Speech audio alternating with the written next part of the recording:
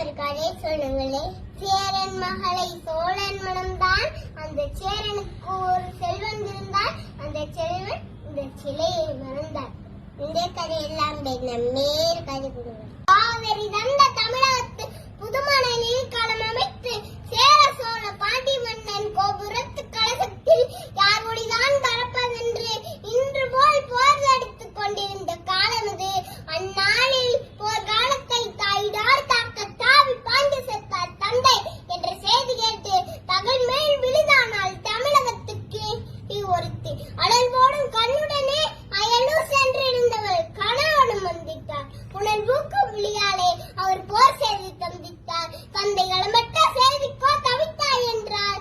இல்லை என்பார் உள்ளே சோரின் நாட்டு படையில பெரிய வீரர் குழந்திட்டார். நல்ல உடையில விழிசல் வந்தது போலென்றோ நீ தடையின்றி நுழைவரே பகைவரே எண்ணினேன். அடைப்பட்ட கண்ணின் அணை உடைத்த அத்தான் என்றார். அவன் புகைவிட்டு கிளம்புமோ குளியன புகைவிட்டு கூர்மினி மலையன பகைவிட்டு சாய்க்கும் வாள் எடுத்தால் சூடு வைத்தால் சுழனுடன் தூக்கினான். சுக்கு நூறுதான் சூழ்ந்து வரும் பகை என்றார்.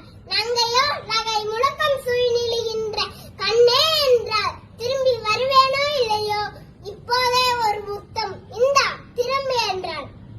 கொடுத்தால் பின் தொடுத்தார் கோயவர் மீது வானம். போர் போர் போர் போர் என்று முழகிட்டு முரசொலி பார் பார் பார் பார் அந்த பயனிலியின் உரிமையாளர் பகைவர் மீது வாழ்ந்து கொள்ளும் வீரம் பார் என்று பட்டாளத்தல் வீரர்களெல்லாம் உயர்ந்திருந்தார். அந்த கற்பாணி முத்தானோ கண்விழியே ரசித்தார்.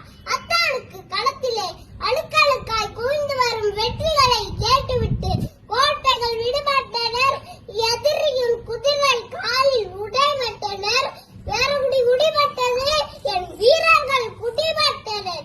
என் கொற்றவன் படைகள் கொட்டும் வீரியன கோரை இரியன கேட்குது கேட்குது என குதித்துட்டார். புதுப்பெண் அமைத்திட்டார். வீரர்கள் வந்தனர். வாழ்த்துக்கள் வணங்கினர். வேதனின் தூதுவர் வந்தனர். வெற்றி உன் கணவனுக்கே என்றனர். வித்தோட்டி தோழிகள் வந்தனர். வெற்றி நீ தோட்டி வாசித்து மகிழ்ந்தனர். ஆனந்த கண்ணீர் புளித்தார். அப்போது ஏன் அந்த மனிதன் வந்தானோ இளவு செய்தி சொல்வதற்கு. என்னருமை பெண்பாவா கண்ணல்ல கலங்காதே கடைசி செய்தி கேள் என்றார். அந்தோ மாவில் தோரணம் கட்டி மடவிழா மேடதண்ணி வாழ்விலே மூன்றாளோ என்று சொன்ன கண்ணாளர் மார்பிலே வேல் தாங்கி இருந்த சாவிலே வீழ்ந்து விட்டார். ஆவிதான் போன பின்னும் உயிர் வாழும் மாரணங்கு அச்சமிக்க தமிழ் பதுமை கூவி அழுதார். கொத்தாத மழையில் இருந்த குடும்பம் அதை கொட்டாமல் கொத்தி விட்டு கொண்டு ஜாவி